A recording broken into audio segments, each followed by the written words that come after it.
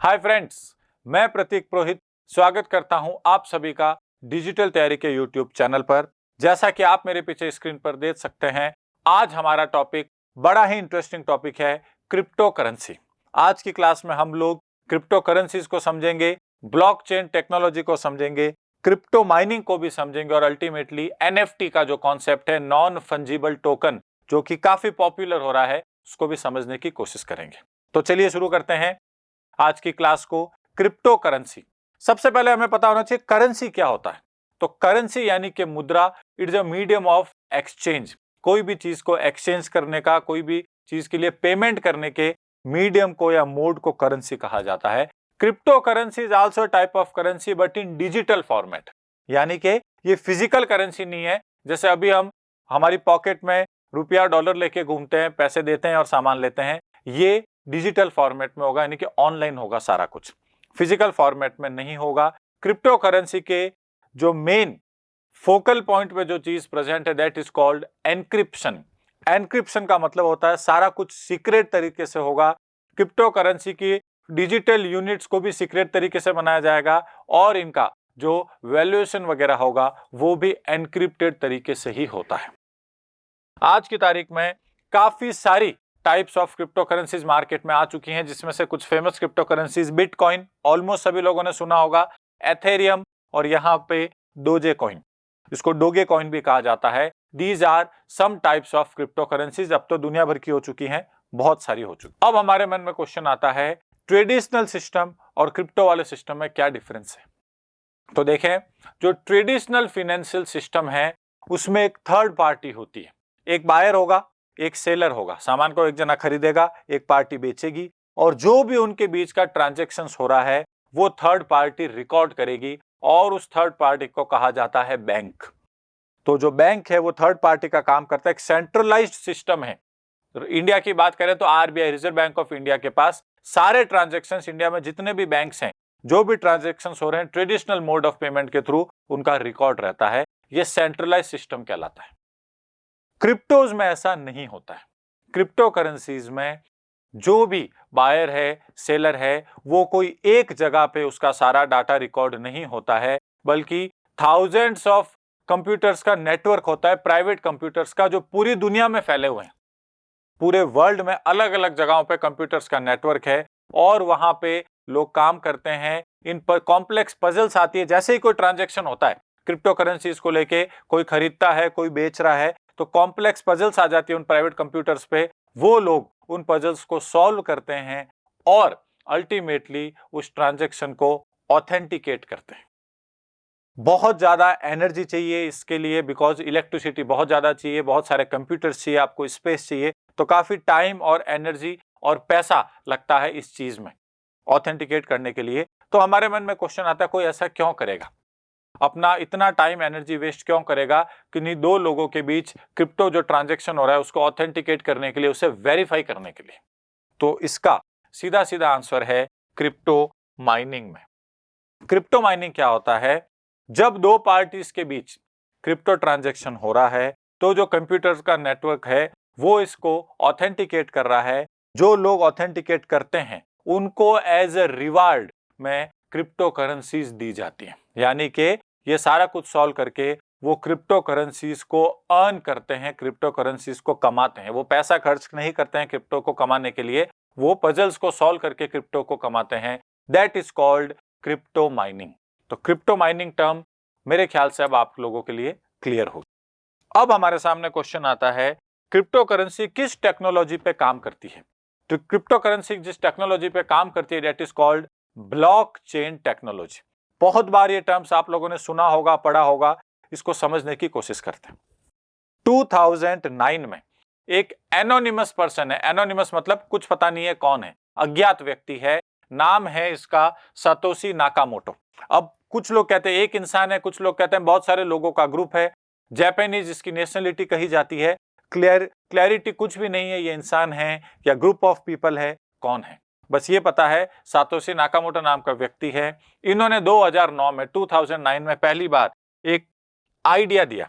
इन्होंने कहा कि जो traditional financial mode of payment का जो सिस्टम है, जिसमें एक जो है थर्ड पार्टी होती है, क्यों ना थर्ड पार्टी को निकाल दिया जाए, सेंट्रलाइज सिस्टम को खत्म किया जाए और एक डिसेंट्रलाइज सिस्टम को तैयार किया जाए, जिसमें जितने भी क्रिप्टो करेंसीज के ट्रांजैक्शंस हो रहे हैं उन सभी को और क्रिप्टो करेंसीज की वैल्यू को डिजिटली अवेलेबल करवाया जाए पब्लिकली ओपन प्लेटफॉर्म पर, पब्लिकली ओपन लेजर पर। लेजर वर्ड का मतलब होता है बैलेंस शीट, वही खाता जिसे हम लोग कहते हैं। तो पब्लिकली ओपन सारा कुछ अवेलेबल है और इसी प्रोसेस को कहा जाता है ब्लॉकचेन टेक्नोलॉजी।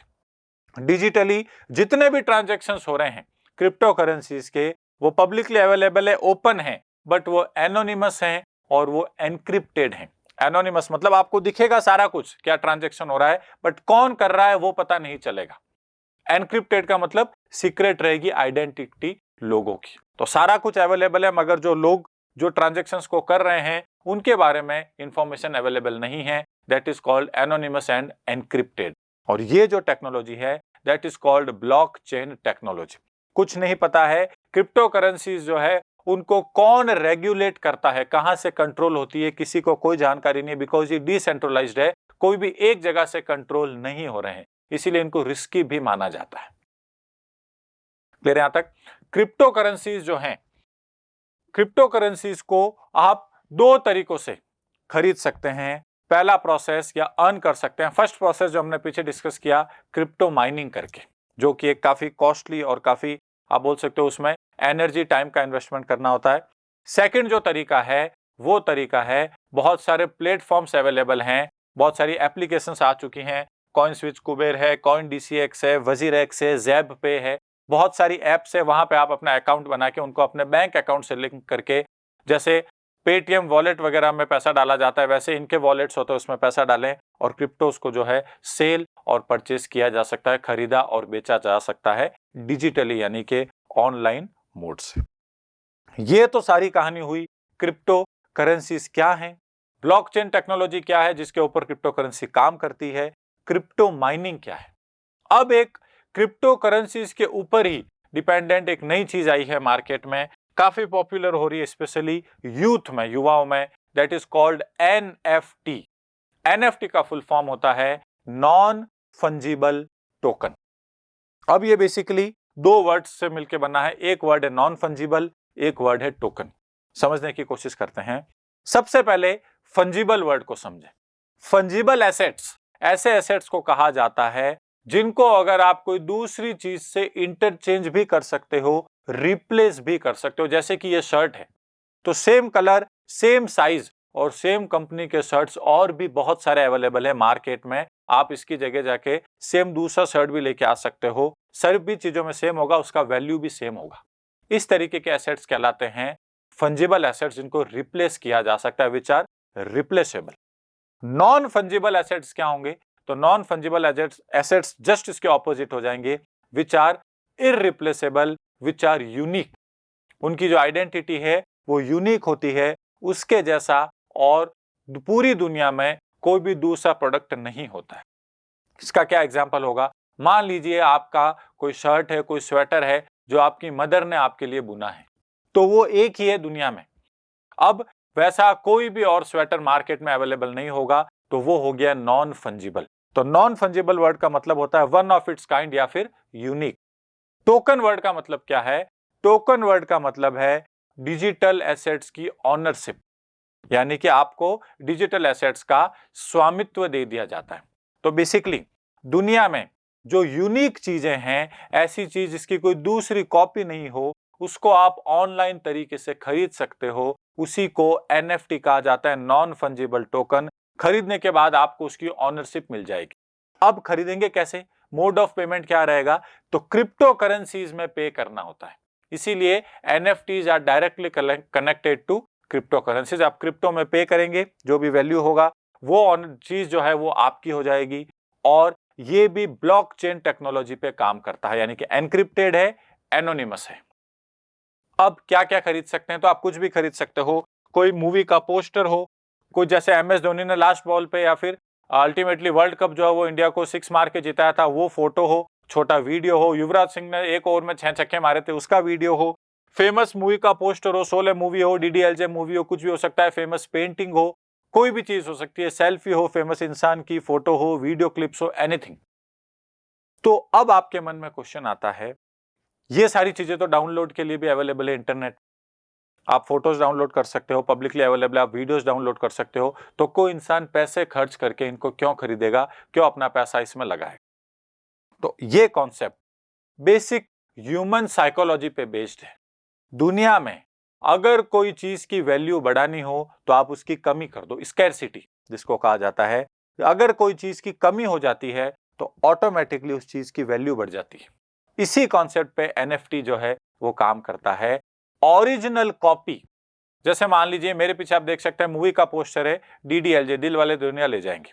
अब यश राज फिल्म्स अगर डीडीएलजे का digital poster as an NFT निकालें कि एक ही पोस्टर है अपनी तरीके का, कौन इसको खरीदना चाहता है, तो बहुत सारे लोग आपको दिख जाएंगे। ऑनरशिप उनको चाहिए, यूनिक कोई चीज हमारे पास हो, वो इसको परचेस करने के लिए आ जाएंगे। तो ये जो पोस्टर हो जाएगा डिजिटल फॉर्म में, वो उस इंसान का हो जाएगा जो इसको परचेस कर लेगा। तो यूनिकनेस आ गई, क्योंकि सेलिब्रिटीज वगैरह ज्यादा एनएफटी के बिजनेस में उतर रहे हैं। युवराज सिंह, रोहित शर्मा, अमिताभ बच्चन और भी बड़े बड़े लोग जो हैं वो एनएफटी को उतार चुके हैं। उनकी कोई पर्सनल लाइफ से रिलेटेड कोई चीज, उनका कोई फोटो, जैसे ट्विटर के जैक डोर्सी ने अपना पहला ट्वीट जो है ये भी एनएफटी के फॉर्मेट में इसका फोटो जो है सेल किया था और मिलियंस ऑफ डॉलर इन्होंने अर्न किए हैं। तो सेलिब्रिटीज होते हैं इसीलिए लोग इनको खरीदने के लिए आगे आते हैं। फ्लिपिंग करते हैं लोग। फ्लिपिंग का मतलब क्या है, कोई चीज खरीदी कम रेट में और फिर जब उसकी डिमांड बढ़ती है, रेट बढ़ती है, तो उसको वापस सेल कर देते हैं। तो ये सारी चीजें हैं जिसके थ्रू या जिसके कारण लोग एनएफटीज में इन्वेस्ट करते हैं। हम लोग भी अपना खुद का एनएफटी बना सकते हैं।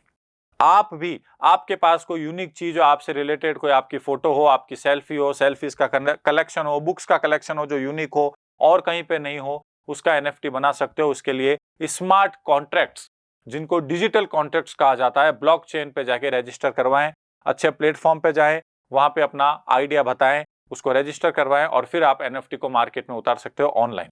लोगों को पसंद आया तो आपका वो एनएफटी खरीद सकते हैं और बदले में आपको उसका पैसा मिल जाएगा, क्रिप्टो करेंसी के फॉर्म में मिलेगा। Because NFTs can be purchased only through crypto currencies. Bitcoin, Ethereum, Dogecoin और भी बहुत सारे जो क्रिप्टो करेंसीज हैं उन्हीं के थ्रू पेमेंट होता है।